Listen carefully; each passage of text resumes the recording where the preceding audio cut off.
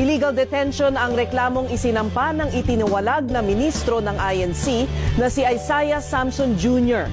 laban sa 8 miyembro ng sanggunian na siyang pinakamataas na namamahala sa INC. Kasama ng kanyang pamilya, idinitalya ni Samson kung paano umano sila ginipit ng pamunuan ng iglesia. Ang mag-anak na Samson, ang dating ministro na si Isaiah Jr., ang misis niyang si Mirna at nag-iisang anak na si Isaiah ang humarap sa DOJ para isampa ang reklamong illegal detention. Sa kanyang sinumpaang salaysay, sinabi ni Samson na nagsimula ang kanyang pasakit nang siya ang pinaghinalaang may akda ng blog na nagsisiwalat ng katiwalian umano sa pamamalakad ng INC. Inilagay siya sa house arrest, bagamat itinanggi niyang may kinalaman siya sa blog.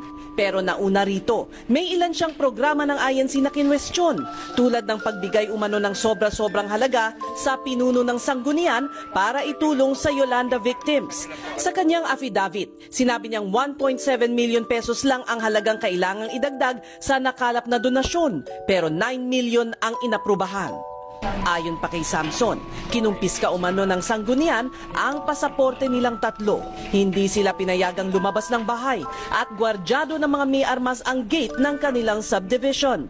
Si Isaiah ay dating miyembro ng sanggunian, pinuno ng Foreign Mission at editor-in-chief ng Pasugo, ang official magazine ng INC.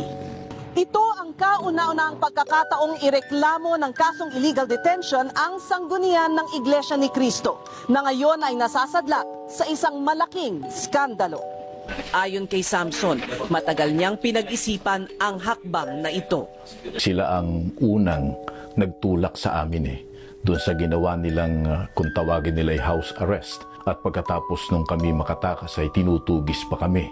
Ginagamit nila pati mga pulis.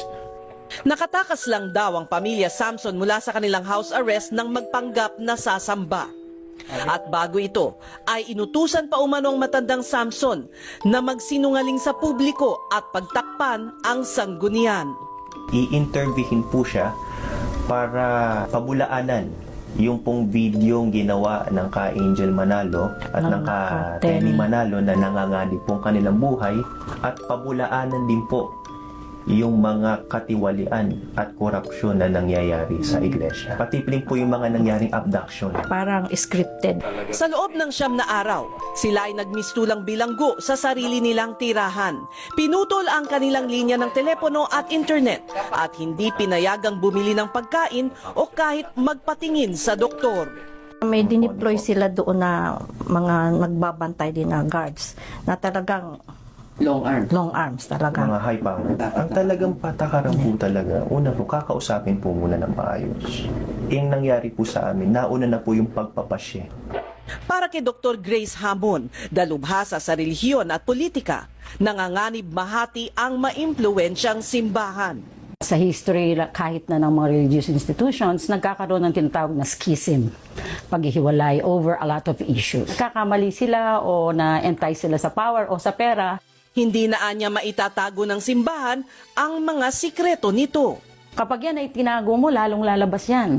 In the age of social media, in the age of transparency, hindi magiging maganda ang impresyon din ng publiko kung mananatiling sarado lahat. Sa kabila ng hirap na dinadanas, mahal pa rin ng pamilya Samson ang iglesia at iisa ang kanilang mithiin para sa INC. Gusto namin na ang iglesia ay mabalik doon sa banal at maayos na kalagayan. Ay handa na kung patayin nila kami. Okay lang sa amin. Alam naman ng Panginoong Diyos kung ano ang aming puso at isipan.